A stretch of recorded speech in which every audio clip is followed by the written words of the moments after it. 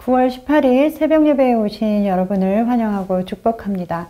오늘 우리가 함께 살펴볼 하나님의 말씀은 사사기 20장 29절에서 48절의 말씀입니다. 제가 봉독해 드리도록 하겠습니다.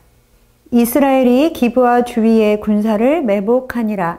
이스라엘 자손이 셋째 날에 베냐민 자손을 치러 올라가서 전과 같이 기브와에 맞서 전열을 갖추매 베냐민 자손이 나와서 백성을 맞더니 꾀임에 빠져 성읍을 떠났더라.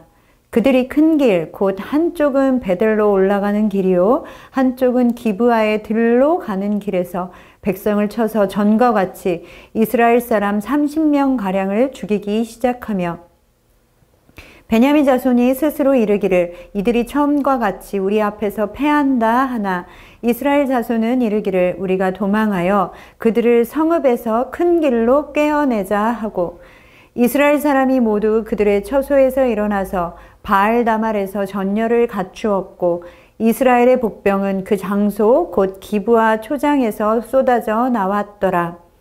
온 이스라엘 사람 중에 택한 사람 10,000명이 기브아에 이르러 치매 싸움이 치열하나 베냐민 사람은 화가 자기에게 미친 줄을 알지 못하였더라. 여호와께서 이스라엘 앞에서 베냐민을 치심해 당일에 이스라엘 자손이 베냐민 사람 25,100명을 죽였으니 다 칼을 빼는 자였더라. 이에 베냐민 자손이 자기가 패한 것을 깨달았으니 이는 이스라엘 사람이 기브아에 매복한 군사를 믿고 잠깐 베냐민 사람 앞을 피하매 복병이 급히 나와 기브아로 돌격하고 나아가며 칼날로 온 성읍을 쳤음이더라. 처음에 이스라엘 사람과 복병 사이에 약속하기를 성읍에서 큰 연기가 치솟는 것으로 군호를 삼자 하고 이스라엘 사람은 싸우다가 물러가고 베냐민 사람은 이스라엘 사람 30명가량을 쳐 죽이기 시작하며 이르기를 이들이 틀림없이 처음 싸움같이 우리에게 패한다 하다가 연기 구름이 기둥같이 성읍 가운데서 치솟을 때에 베냐민 사람이 뒤를 돌아보매 온 성읍의 연기가 하늘에 닿았고 이스라엘 사람은 돌아서는지라 베냐민 사람들이 화가 자기들에게 미친 것을 보고 심히 놀라 이스라엘 사람 앞에서 몸을 돌려 광야길로 향하였으나 군사가 급히 추격하며 각 성읍에서 나온 자를 그 가운데서 진멸하니라. 그들이 베냐민 사람을 애워싸고 기브아 앞 동쪽까지 추격하며 그 쉬는 곳에서 짓밟음에 베냐민 중에서 엎드러진 자가 18,000명이니 다 용사하더라. 그들이 몸을 돌려 광야로 도망하였으나 림몬 바위에 이르는 큰 길에서 이스라엘이 또 5,000명을 이삭 줍듯 하고 또 급히 그 뒤를 따라 기돔에 이르러 또 2,000명을 죽였으니 이날에 베냐민 사람으로서 칼을 빼는 자가 엎드러진 것이 모두 25,000명이니 다 용사였더라. 베냐민 사람 600명이 돌이켜 광야로 도망하여 림몬 바위에 이르러 거기에서 넉 달 동안을 지냈더라. 이스라엘 사람이 베냐민 자손에게로 돌아와서 온 성읍과 가축과 만나는 자를 다 칼날로 치고 닥치는 성읍은 모두 다 불살랐더라. 아멘. 사랑하는 선창의 가족 여러분, 새벽에 하나님 앞에 나와 말씀으로 시작하시는 여러분을 축복합니다. 사람마다 신앙의 연차가 다르긴 하지만 우리는 적게는 몇 개월에서 많게는 몇십 년 동안 신앙생활을 해왔습니다. 그리고 교회를 다녔습니다. 여러분이 생각하는 교회의 모습은 어떤 것입니까? 교회의 공동체를 떠올리면 여러분은 어떤 생각이 드십니까? 어떤 이미지가 떠오르십니까? 교회는 주님의 몸으로 부름받은 공동체입니다. 우리는 교회 안에서 우리가 생각하는 이상적인 공동체의 모습을 찾지만 사실 교회 안에서 서로가 상처를 입히기도 하고 상처를 받기도 하고 고통을 호소하기도 하고 마음 아파하기도 합니다. 분열과 갈등이 일어나기도 하죠. 사랑하는 선창의 가족 여러분, 오늘 본문을 통하여 하나님의 공동체, 교회 공동체의 모습이 어때야 하는지를 들으시는 시간 되시기를 소망합니다. 그리하여 선창 공동체가 하나님이 기뻐하시는 공동체로 세워지기를 소망합니다. 오늘 본문 앞절 27절과 28절의 말씀에 보면 이스라엘은 베냐민과의 전투에서 대패한 후에 이제는 하나님 앞으로 나아가 자신들이 어떻게 해야 할지를 묻고 있습니다. 그러자 하나님께서는 이스라엘 백성들에게 베냐민과의 전투를 허락하시고 승리를 약속해 주셨습니다. 이렇게 하나님의 말씀을 받은 이스라엘은 기브와 주위의 군사를 매복시켰습니다. 그리고 이스라엘 자손은 베냐민과 맞서 전쟁을 시작하였습니다. 이때 이스라엘은 배에 도망하는 척하며 베냐민 지파를 복병이 매복하고 있는 곳으로 유인했고, 베냐민 지파는 속임수에 속아 숨어있던 이스라엘 군사들에 의해서 많은 사상자를 내었습니다. 이것은 범죄한 베냐민에 대한 하나님의 심판이었습니다. 왜냐? 이것을 35절의 말씀은 이렇게 말씀하고 있습니다. 여호와께서 이스라엘 앞에서 베냐민을 치심해 당일에 이스라엘 자손이 베냐민 사람 25,100명을 죽였으니 다 칼을 빼는 자였더라. 아멘. 베냐민의 패배는 여호와께서 이스라엘 앞에서 베냐민을 치신 것이라고 분명하게 말씀하고 있습니다. 이스라엘이 베냐민을 친 것이 아니라 이스라엘 앞에서, 즉 이스라엘에게 보이시고 계신 것입니다. 이스라엘 자손은 베냐민 사람 25,100명을 죽였습니다. 이것은 여호와께서 베냐민을 치신 것이었습니다. 즉 이 전쟁은 여호와 하나님의 전쟁입니다. 다윗은 골리앗과의 전쟁에서 또 여호와의 구원하심이 칼과 창에 있지 아니함을 이 무리에게 알게 하리라. 전쟁은 여호와께 속한 것인즉 그가 너희를 우리 손에 넘기시리라 라고 고백했습니다. 다윗은 전쟁의 주인이 여호와 하나님이신 것을 너무나 잘 알고 있는 사람이었습니다. 여호와 하나님께서 전쟁의 주인이라는 것은 우리에게 무엇을 말씀해 주고 있습니까? 즉 이스라엘이 승리할 수 있었던 것은 하나님 때문이다 라는 것입니다. 그리고 베냐민 사람에게 패배를 허락하신 것도 하나님이신 것입니다. 이스라엘과 베냐민 모두에게 전쟁의 주인은 여호와 하나님이신 것입니다. 그러나 이스라엘은 안타깝게도 전쟁이 하나님께 속한 것임을 잊어버리고 전쟁의 주권을 하나님께 맡기지 못했습니다. 이 전쟁의 시작이 하나님께 묻고 시작한 것이라면 이스라엘은 전쟁의 과정과 그 마지막도 하나님께 맡겨야 하는 것이 당연한 것입니다. 그리고 하나님께 맡기지 못한 전쟁의 결과는 너무나 비참한 것이었습니다. 이스라엘과 베냐민은 서로를 공격하고 죽이며 자멸하는 결과를 가져왔습니다. 사랑하는 선창의 가족 여러분, 하나님의 공동체, 하나님의 교회는 어떤 모습이어야 하겠습니까?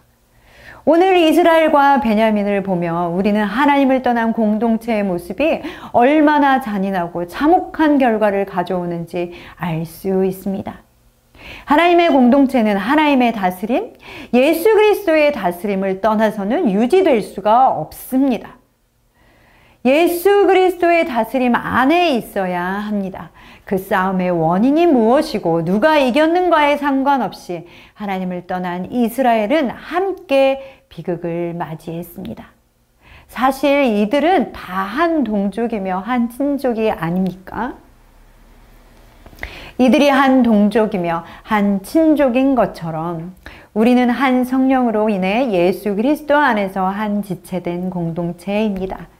그렇기에 하나님의 공동체는 하나님의 다스림 안에 있어야 하며 또한 예수 그리스도의 사랑 안에 있어야 합니다. 예수 그리스도의 거룩한 사랑을 떠난 공동체는 그 사랑을 잃어버리고 갈등하고 분열하는 교회의 공동체는 다시금 하나님 앞으로 나아가야 합니다. 지혜와 마음과 의지를 다하여 성령님이 하나 되게 하신 것을 우리는 힘써 지켜야 하는 것입니다. 공동체 안에 하나님의 다스림을 회복하며 예수 그리스도의 사랑을 회복해야 합니다. 갈등이 없는 공동체는 없습니다. 그렇기에 성령 안에서 하나된 공동체로서 우리는 서로를 용납하고 용서하며 서로를 섬기고 사랑해야 하는 것입니다. 갈등으로 인해 깨어지고 무너진 공동체는 이미 하나님 앞에서도 무너져 있기 마련입니다. 그리고 사단은 이 깨어진 틈을 이용해 분쟁과 모함과 분열을 일으키고 공동체가 죄를 짓게 만듭니다. 원수마귀의 불화살을 소멸하기 위해 우리는 공동체 안에서 서로를 향한 진실된 믿음의 관계를 회복해야 합니다. 그것을 위해 예수님께서 자신의 육체로 막힌 담을 허셨습니다. 에베소서 2장 14절의 말씀은 이렇게 말씀하고 있습니다. 그는 우리의 화평이신지라 둘로 하나를 만드사 원수된 것 곧 중간에 막힌 담을 자기 육체로 허시고 아멘. 예수님께서는 우리 사이에 있는 이 막힌 담을 자신의 육체로 하셨습니다. 우리는 예수님의 그 십자가를 붙잡아야 합니다. 오늘 본문 40절 이하에 보면 이스라엘의 승기를 잡았음에도 불구하고 이미 하나님을 떠난 이스라엘은 멈추지 않고 도망가는 베냐민을 추격해서 무자비한 공격을 감행했습니다. 전쟁이 하나님께 속한 것임을 인정하지 않았기 때문에 또한 하나님을 떠나 영적으로 둔감해졌기 때문에 이들은 베냐민을 향해 긍휼도 자비와 용서도 보이지 않았습니다. 무자비하게 베냐민을 공격했을 뿐만 아니라 이미 완전히 패배한 베냐민의 성읍들까지 돌아가 끝까지 진멸해 버렸습니다. 48절의 말씀은 이렇게 말씀하고 있습니다. 이스라엘 사람이 베냐민 자손에게로 돌아와서 온 성읍과 가축과 만나는 자를 다 칼날로 치고 닥치는 성읍은 모두 다 불살랐더라. 우리가 공동체 안에서 사랑하며 상대방을 긍휼히 여기고 용서할 수 있는 것은 모두 하나님의 주권을 인정할 때 가능한 것입니다. 그러나 하나님을 멀리 떠나 그 주권을 잃어버리고 주님의 은혜를 더 이상 사모하지 않는 공동체는 서로를 향한 원통함을 풀지 않고 용서하지 않으며 마음속에 복수의 칼날을 갈며 살아갑니다. 베냐민을 향한 이스라엘의 사람들의 공격과 복수는 거침이 없었고 자신들도 인식하지 못하는 순간에 베냐민을 완전히 멸망시켜 버렸을 것입니다. 베냐민이 완전히 멸망할 때까지 그들을 끝까지 공격하는 이 이스라엘의 모습을 보십시오. 이처럼 하나님으로부터 멀어진 공동체는 얼마나 위험한 공동체인지 우리는 기억해야 할 것입니다. 우리를 하나님께서는 한 몸 된 교회로 세우셨습니다. 예수님께서 골고다의 그 십자가를 지시며 피 흘려 죽으심으로 모든 것을 끊어버리시고 회복하셨습니다. 우리는 이미 예수 그리스도의 그 사랑과 용서하심과 받아들이심과 회복하심을 경험한 사람들입니다. 우리의 죄는 어떤 것이었는지 아십니까? 이스라엘이 베냐민에게 죽음으로 복수한 것처럼 우리의 죄의 대가는 죽음이었습니다. 그러나 예수님께서는 십자가에서 모든 것을 용서하시고 우리를 회복하셨습니다. 죽음의 크기보다 더 큰 사랑과 용납과 회복하심과 용서하심을 경험한 우리는, 우리 교회 공동체는 이제 사랑과 용납과 회복과 용서를 보여주어야 할 때이며 그것을 흘려보내야 합니다. 우리 안에 사랑으로, 우리 안에 서로를 용납함으로, 서로를 받아들임으로 용서해야 하며 회복이 일어나야 합니다. 사랑하는 선창의 가족 여러분, 선창 공동체가 하나님의 주권과 다스림을 인정하는 공동체, 예수 그리스도의 십자가 공로로 인해 자유함을 경험하는 공동체, 또한 예수 그리스도의 사랑으로 서로를 용납하며 용서하며 품어주는 한 몸 된 공동체 되기를 소망합니다. 우리 안에 갈등과 분열이 있을 때 하나님의 다스림을 인정하며 예수 그리스도의 십자가 사랑으로 돌아갑시다.